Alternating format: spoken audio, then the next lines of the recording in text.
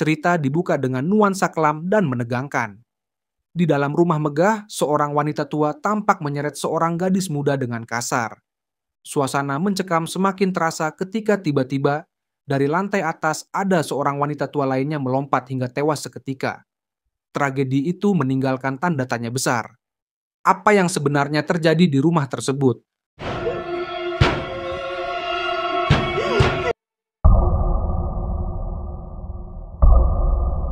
Scene lalu berpindah ke Arini yang sedang diinterogasi oleh suaminya bernama Hendra. Raut wajah Hendra dipenuhi kecurigaan, ia menekan Arini dengan pertanyaan bernada penuh amarah, seolah yakin istrinya bersama pria lain. Arini gemetar, takut menghadapi sikap suaminya yang protektif sekaligus mengancam. Itu siapa? Kamu halusinasi, Mas! Namun kenyataannya, Hendra tidak benar-benar melihat kebenaran. Ia hanyalah korban dari pikirannya sendiri.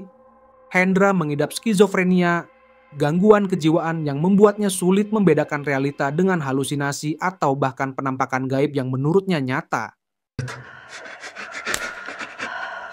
Arini yang panik mencoba menenangkan suaminya dengan menyodorkan obat. Tapi alih-alih menuruti, namun Hendra justru tersulut emosi. Dia merasa dikekang dan memilih pergi meninggalkan rumah dalam keadaan marah. 2 tahun pun berlalu, waktu seolah menghapus jejak luka lama Arini. Kini ia memulai lembaran baru bersama suami barunya, yaitu Pram. Meski masa lalunya penuh bayangan kelam, Arini memilih menatap ke depan. Apalagi Ian, anak sematawayang yang hak asuh jatuh ke tangannya. Bagi Arini, Ian adalah alasan untuk tetap kuat. Sang buah hati jugalah pengikat yang membuatnya bertahan di tengah badai kehidupan. Hari itu mereka tiba di rumah baru. Bangunannya tampak megah, tapi jelas usianya sudah renta. Pintu kayu berderit ketika digerakkan, dan jendela tinggi berbingkai ukiran tua memberi kesan angker sekaligus berwibawa. Seakan setiap sudut rumah menyimpan rahasia yang belum terungkap. Rumahnya tua ya, Mas? Kita coba untuk tinggal di sini berapa bulan dulu. Tak lama seorang wanita tua muncul menyambut mereka. Namanya Busri, pengurus rumah yang sudah setia menjaga tempat itu selama 35 tahun. Keriput di wajahnya adalah saksi waktu, namun sorot matanya menyiratkan wibawa yang sulit dijelaskan.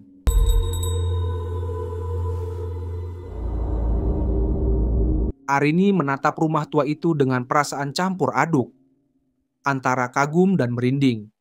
Pram dengan tenang menggenggam tangannya, memberi rasa aman. Setelah selesai menata barang-barang, malam itu Pram mengajak Arini duduk bersama. Pram menanyakan apakah Ian sudah tidur. Hati Arini bergetar, tersentuh dengan sikap suaminya yang begitu perhatian.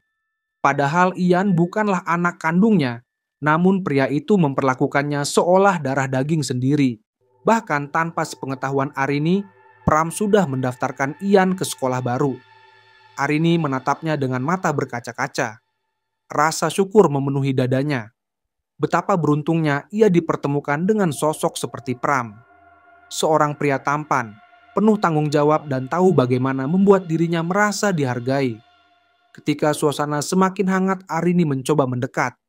Dia ingin menjalin momen intim sebagai pasangan. Namun Pram tiba-tiba terlihat kikuk. Wajahnya berubah canggung.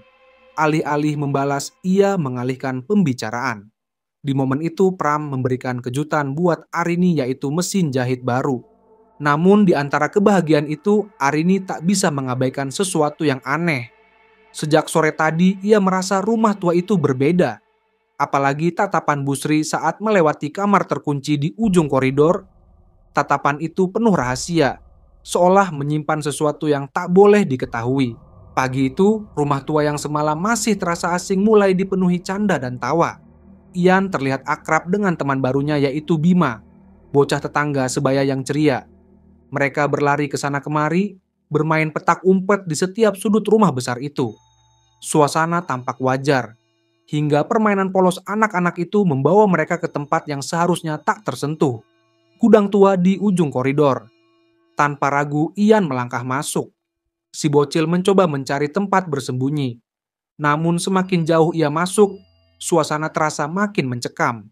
Suara teriakan bergetar, nyaris tenggelam dalam hening. Matanya terpaku pada satu sudut. Sebuah kaca besar berdiri tegak. Kaca itu tertutup kain putih yang sudah lama melekat. Rasa takut bercampur penasaran mendorong Ian untuk mendekat. Tangannya gemetar saat menarik kain itu perlahan. Begitu kain tersibak, tampaklah sebuah kaca antik berbingkai ukiran rumit. Kilau permukaannya seakan hidup, bukan sekedar pantulan.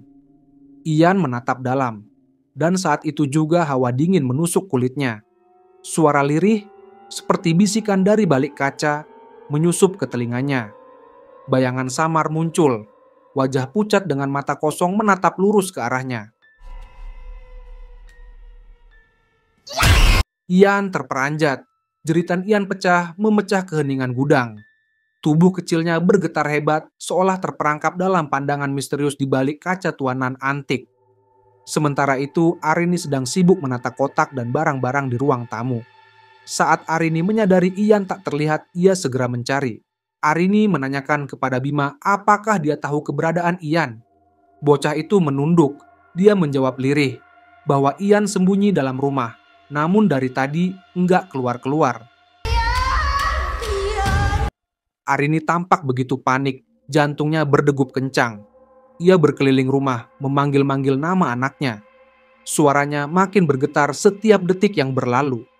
Tepat saat itu, Pram baru pulang. Melihat wajah pucat Arini, ia ikut panik. Tanpa pikir panjang, mereka berdua menyusuri rumah tua itu. Suasana makin tegang ketika pintu gudang dibuka dengan derit panjang yang menakutkan. Dan di sanalah pemandangan menggetarkan hati terlihat. Ian tergeletak pingsan di lantai dingin dalam keadaan pucat pasi. Di belakang mereka, kaca besar itu kembali seakan menyembunyikan rahasia gelap yang baru saja diperlihatkan. Namun hawa dingin yang menyelimuti ruangan tetap tinggal, seolah memberi peringatan bahwa rumah tua ini menyimpan sesuatu yang lebih menakutkan daripada sekedar bayangan masa lalu. Tak lama Ian sadarkan diri bersamaan dengan kemunculan si penjaga rumah. Busri muncul dengan langkah tenang, seolah sudah tahu apa yang terjadi. Karena khawatir, Pram minta Busri tinggal bareng mereka buat jagain Ian. Malam harinya, Ian terbangun dalam keadaan tak biasa. Ian tidur berjalan yang disaksikan Busri dengan wajah licik.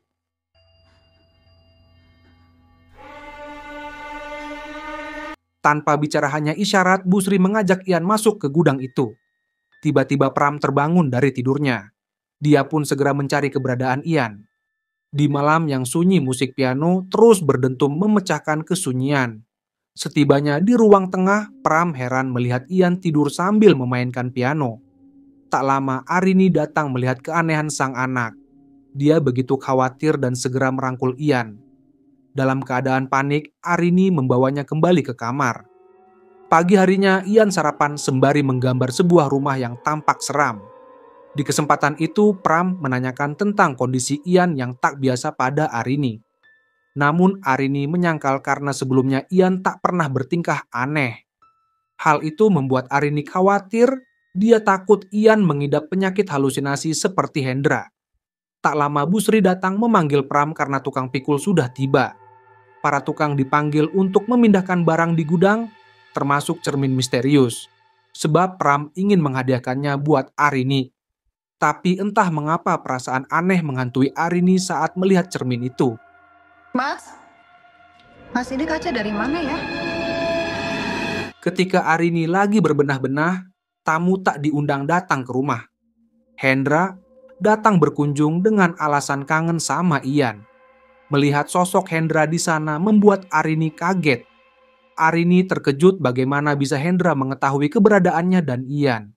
Di kesempatan itu Hendra ingin mengajak Ian berenang di hotel tempat dia menginap. Awalnya Arini tak mengizinkan Ian pergi. Namun karena Hendra memaksa terus-menerus, alhasil Arini terpaksa setuju. Itu pun dengan syarat Ian harus dipulangkan sebelum petang. Sungguh disayangkan Hendra tak tepat janji karena Ian belum juga kembali. Di tengah hujan deras, Arini mengajak Pram menjemput Ian di hotel tempat Hendra menginap. Tak lama Hendra tiba naik motor bersama Ian di tengah hujan deras. Ketegangan pun mencuat, Arini ribut sama Hendra. Bukannya ingin ingkar janji, tapi Hendra tak ada pilihan lain karena hujan begitu deras. Apalagi Hendra hanya memiliki kendaraan sepeda motor. Pertengkaran mereka memanas di bawah guyuran hujan.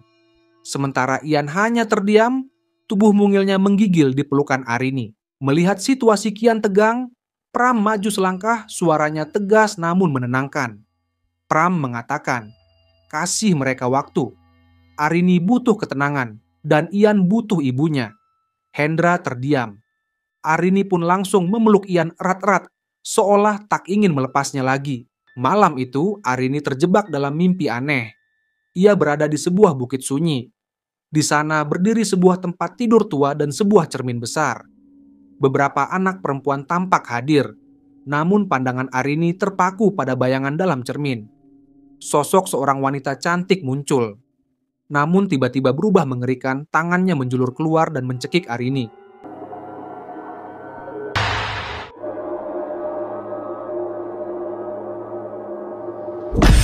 Bukan hanya itu saja, dalam cermin itu Arini juga melihat Ian, seolah terperangkap di dalamnya.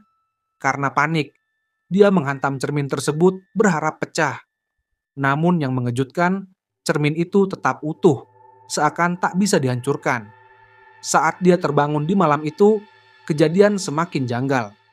Di ruang kamar tidurnya, Arini mendapati Ian menghilang. Arini segera berlari mencari Ian di lantai bawah.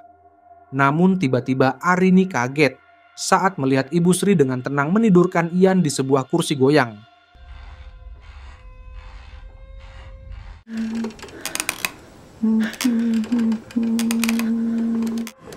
Tadi Ian menindur. Baru saja tidur. Pada malam harinya, Arini mencoba kembali ke rutinitas. Ia mengadakan Zoom meeting dengan Mbak Luluk, salah satu kostumernya. Namun ketenangan itu buyar ketika dari balik kaca, ia melihat Mas Pram memperingatkan Arini untuk segera pergi. Kamu harus pergi.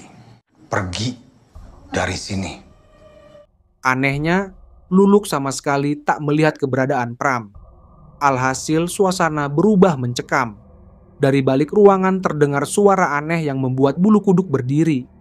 Dikarenakan penasaran Arini memberanikan diri memeriksa. Namun yang ia temukan membuatnya menjerit histeris. Dengan panik, ia menelpon Pram. Sayangnya koneksi Zoom terputus di tengah kekacauan, meninggalkan Arini dalam teror yang semakin nyata. Arini, kamu kenapa? Kamu gak apa-apa kan? Rin? Ini aku sih. Arini mengamati secara dekat cermin besar di ruang tamu. Dia memegang bingkai cermin itu yang penuh ukiran. Saat dia meninggalkan cermin itu, tiba-tiba dia mendengar suara dari balik cermin.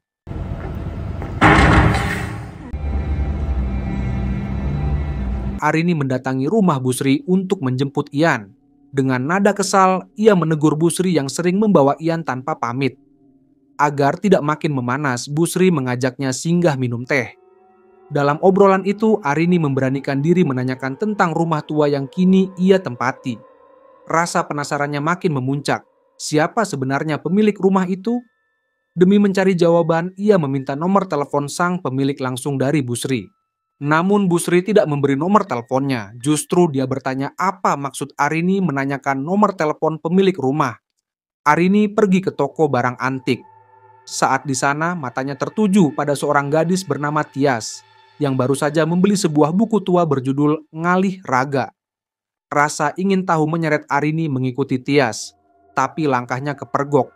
Saat berhadapan langsung, Arini terkejut melihat simbol dalam buku itu, sama persis dengan simbol di cermin rumahnya. Saya lagi cari petunjuk, Mbak. Soal cermin dan simbol itu. Arini pun mulai bertanya tentang cermin misterius itu. Ternyata Tias mengenalnya.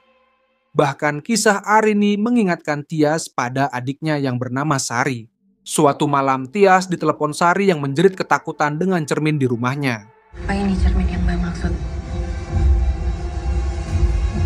Arini kaget saat melihat gambar cermin di buku Tias sama persis dengan cermin rumahnya. Hari itu Mbak Luluk datang untuk memperbaiki kebayanya. Namun suasana rumah yang penuh rahasia membuat Luluk tidak tenang. Saat ditinggal sebentar, ia ketakutan sendiri. Perhatiannya tertuju pada sebuah cermin besar yang ditutupi kain. Karena penasaran, dia mendekati cermin itu dan menarik kain yang menutupi cermin itu. Ketika Arini datang, dia mencoba menutup kembali cermin itu dengan kain. Namun tiba-tiba sesuatu yang mengejutkan terjadi. Dari balik kaca muncul sosok wanita cantik bernama Sari.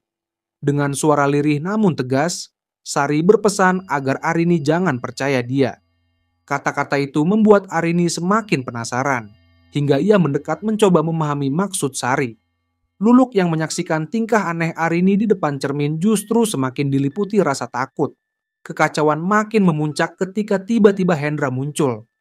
Luluk yang panik langsung memukulnya, mengira sosok itu bagian dari teror. Arini segera menenangkan keadaan dan mengompres wajah Hendra yang terluka. Hendra datang dengan maksud baik, meminta maaf dan membawa hadiah untuk Ian. Bahkan ia ingin mengajak Ian berenang lagi, namun Arini menolak keras. Pertengkaran pun tak terhindarkan. Pram datang mencoba melerai. Dia menyuruh Hendra untuk segera pergi. Hendra melihat sepertinya dalam diri Pram ada sosok yang mengikuti. Kemudian Hendra memukul Pram. Keluar kamu dari sini. Pergi dari sini. Siapa kamu? Hingga akhirnya Hendra diusir dari rumah. Dalam keputusasaan, Arini akhirnya menceritakan rahasia pahit alasan ia bercerai dengan Hendra. Ia tak ingin Ian mewarisi penyakit yang sama seperti ayahnya. Karena itu, Arini bertekad membawa Ian ke psikiater demi memutus rantai kegelapan yang terus menghantui keluarga kecilnya. Saat Arini menjahit, dia mendengar ada suara benda menginjak lantai. Ternyata suara itu berasal dari tongkat jalan yang dipakai Busri. Dengan penuh misterius, Busri meninggalkan rumah Arini. Sementara Arini mengintip dari balik jendela. Setelah Busri pulang, Arini mengamati cermin besar yang misterius itu. Dia mencoba memegang dan mengetuk-ngetuk kaca cermin itu. Namun secara tiba-tiba muncul tulisan di cermin. Masuk Raga Nerawi. Arini mencoba menghapus tulisan itu namun tidak berhasil. Suatu hari saat menjemput Ian di sekolah, dia melihat ada Hendra di sana. Arini memberanikan diri mendekat dan mengajaknya bicara. Dengan wajah cemas, ia menceritakan bahwa di cermin rumahnya muncul tulisan misterius yang tak bisa ia hapus. Arini lalu meminta Hendra untuk membacanya. Perlahan, Hendra menjabarkan arti dari tulisan itu. Ternyata rangkaian kata tersebut adalah sebuah anagram. Setelah diuraikan, tulisan itu membentuk sebuah nama, Wiranegara. Nama yang tak asing, nama yang selama ini tersembunyi di balik teror cermin. Pertemuan Arini dengan Tias membuka lembaran baru dari misteri rumah tua itu. Tias menunjukkan foto-foto keluarganya kepada Arini. Arini kaget ternyata mendiang adik Tias dan ibu pernah tinggal di rumah yang saat ini Arini tempati. Tias bercerita, keluarganya dulu pernah tinggal di sana. Segala keanehan yang menimpa mereka katanya berawal dari sebuah cermin. Arini mengaku sering melihat sosok Sari di balik kaca. Tias terdiam sejenak, lalu mengungkap kebenaran pahit. Kata orang-orang di sana kematian Sari dan ibunya akibat perampokan. Namun dia tidak yakin penyebab kematian ibu dan adiknya karena itu. Kecurigaan Arini semakin memuncak ketika ia melihat foto keluarga besar Tias terdapat bayangan Busri. Ia pun meminjam buku milik Tias berjudul Ngalih Raga. Secara diam-diam, Arini menyelinap ke rumah Busri. Ia mencari petunjuk hingga menemukan potongan mantra dari buku Ngalih Raga. Dengan penuh rasa waspada, Arini segera pulang. Sesampainya di rumah, Busri tampak tenang menyiapkan makan malam. Arini mencoba bersikap biasa saja, lalu memintanya menemani makan. Di meja makan itu, Arini mulai mengulik dan menanyakan tentang para penghuni terdahulu rumah tua itu. Arini juga menanyakan selera makan majikannya. Pertanyaan Arini semakin menekan. Ia tiba-tiba menyebut nama Sari. Kalau Sari kesukaannya apa ya, Bu? Seketika wajah Busri berubah pucat, suasana menjadi hening. Busri mencoba mengelak, beralasan dirinya sedang bekerja di luar kota pada saat itu. Tidak puas, Arini kembali menanyakan siapa penjaga yang bersama keluarga Sari kala itu. Dengan nada ketus Busri akhirnya menyebut satu nama, Sukma. Arini semakin gelisah. Ia mencurahkan keresahannya pada Pram, namun sang suami hanya menenangkannya. Dia meminta Arini untuk tidak berpikiran buruk terhadap Busri. Siang itu, Busri justru mengajak Arini berkunjung ke rumahnya, dengan janji akan menceritakan segalanya. Setibanya di sana, Arini berpura-pura ke kamar mandi. Dengan hati-hati, ia mengambil kunci rumah Busri secara diam-diam. Sementara itu, Busri menyiapkan teh panas,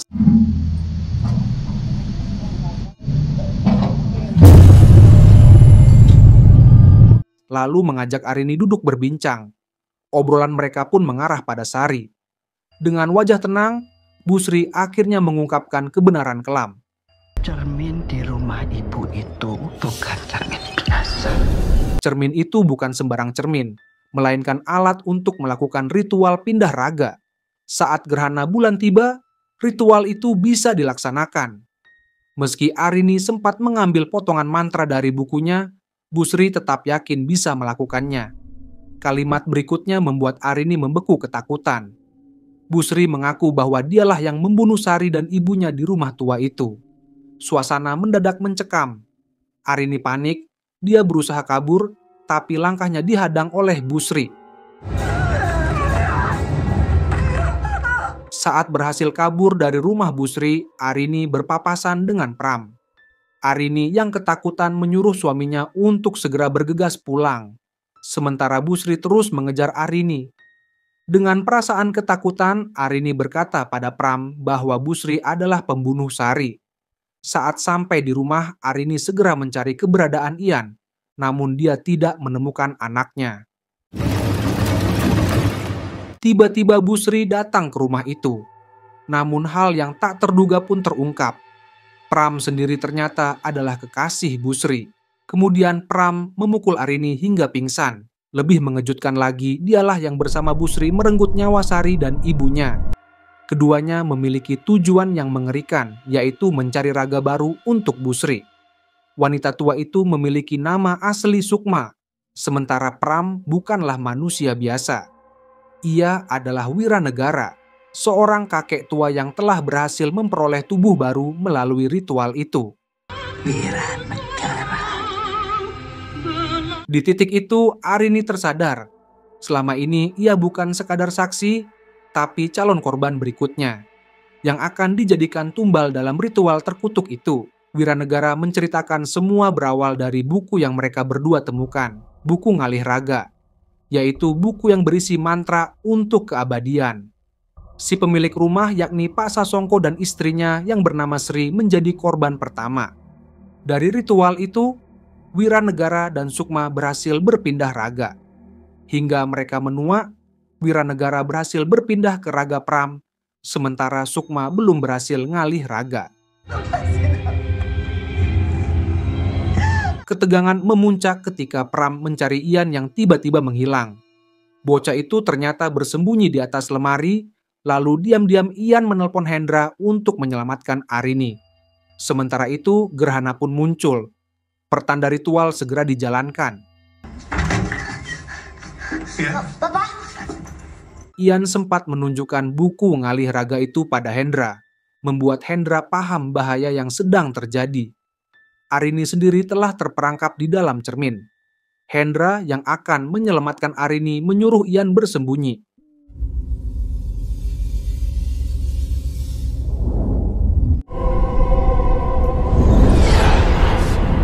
Hendra lalu nekat masuk ke dalam cermin, menembus gerbang dua alam yang terbuka. Di dalam sana, Hendra menyusuri gua penuh roh gentayangan yang membuatnya ngeri. Di sisi lain, Arini sudah tak berdaya lagi. Tangan dan kakinya terikat, darahnya ditampung lalu diminum oleh Busri. Saat ritual pemindahan raga berlangsung, Ian tanpa sepengetahuan Hendra, dia ikut masuk ke dalam cermin. Ian dengan menggunakan ketepel batu berhasil mengenai kepala Busri yang membuat ritual pindah raga itu gagal. Hendra segera bergegas menghadang Busri dan melepaskan ikatan tali Arini. Dia meminta Arini membawa Ian segera pergi. Sementara Wiranegara yang berwujud Pram menyerang Hendra. Hendra berusaha menghadang Pram. Roh-roh gentayangan menakut-nakuti membuat Arini terjatuh. Busri mengancam akan membunuh Ian. karena kamu selamat. Ibunda saya sudah terlambat. Dalam detik genting, Hendra maju menahan Busri, meski akhirnya tubuhnya tertusuk pisau. Portal dua alam masih terbuka. Dengan segala kekuatan, Arini berhasil membawa Ian keluar dan selamat. Di balik kaca, kenangan indah Arini bersama Hendra pun terlintas. Hingga akhirnya, Hendra pun berhasil kembali keluar dari cermin hidup-hidup. Setelah tragedi itu usai, Ian dengan polos bertanya pada Arini, apakah mereka tetap akan tinggal di rumah itu? Arini hanya terdiam, belum mampu memberi jawaban. Kembalinya Hendra seharusnya menjadi kabar bahagia, namun justru menimbulkan kecurigaan di hati Arini. Ada sesuatu yang berbeda. Dari cara Hendra menatap, dari cara ia minum, hingga perhatiannya pada Ian. Semuanya mengingatkan Arini pada sosok Pram. Gerak-gerik itu terlalu mirip, seakan Hendra bukanlah Hendra yang dulu ia kenal. Benaknya pun dihantui satu kemungkinan mengerikan. Mungkinkah Pram berhasil mengambil alih tubuh Hendra saat berada di dalam gua? Kecurigaan itu semakin kuat ketika Tias datang berkunjung. Ia membawa sebuah foto lama, yaitu foto tunangan Sari. Dan sosok pria dalam foto itu adalah Pram. Rahasia pun terbongkar. Saat di dalam gua, Wiranegara yang berada di raga Pram ternyata berhasil pindah masuk ke dalam raga Hendra. Sementara Sukma yang merasa sangat lelah, memilih untuk mengakhiri hidupnya sendiri. Kini Wiranegara hidup kembali, bersemayam dalam tubuh Hendra sebagai wadah barunya. Dan di titik itu, cerita pun berakhir, meninggalkan misteri yang masih membayangi hidup Arini.